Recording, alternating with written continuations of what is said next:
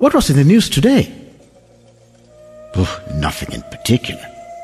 They were just those same people installing, inaugurating, or touring places in the country.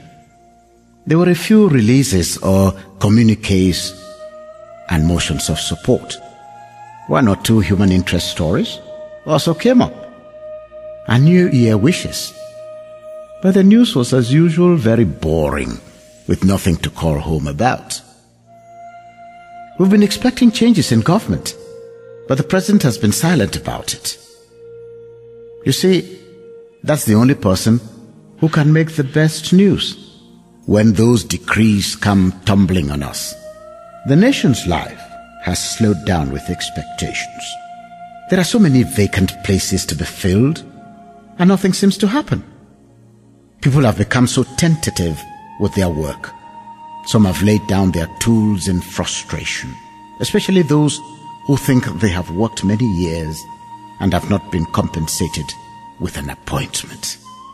And usually when those appointments are made, the lists are full of cronies, the older folks, relatives, tribesmen, and so forth.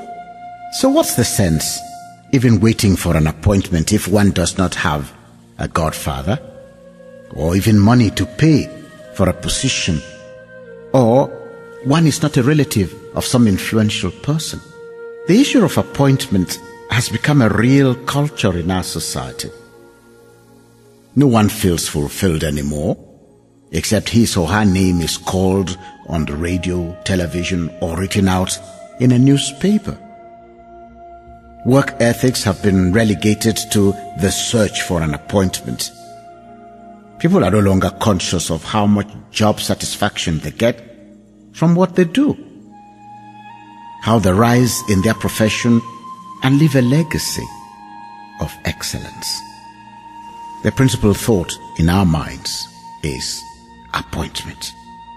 After all, we've seen mediocre performance rise to the top and are our bosses. So why should we work hard when no one thinks of us? No, my friend. When you went to school, you studied hard to become the best in your profession. The thought of being appointed did not as much as cross your mind. You wanted to make it in the professional world. Don't replace excellence with being appointed. Some professionals who have been appointed have lost the knack to perform well in their profession. They are sometimes neither good administrators nor good professionals, nor technocrats, as you would choose to call them. Work hard wherever you are. Prove your worth. If you are truly a journalist, be a damn good one. Your appointment may not be to head a department, but the legacy you would leave behind. Remember, appointments are at the discretion of someone, and they are short-lived. But if you are skilled in what you do, and you can deliver, you would leave an indelible print in your area of specialization. God gave each and every one of us a portion to keep tidy. But most of the time, we let go the things we are supposed to do and go scampering for the inconsequential things of life. Remember, not all things that glitter are gold. Many of us who seek to be appointed have ulterior motives. It is usually not for service, but for personal gain. After all, as the culture dictates, we have noticed that all who are appointed to those financially luscious positions have become rich. They have constructed huge mansions and have many luxurious cars they drive. So, why should a well-schooled person like you and I be left out? Listen, my friend, be the best you can wherever you are.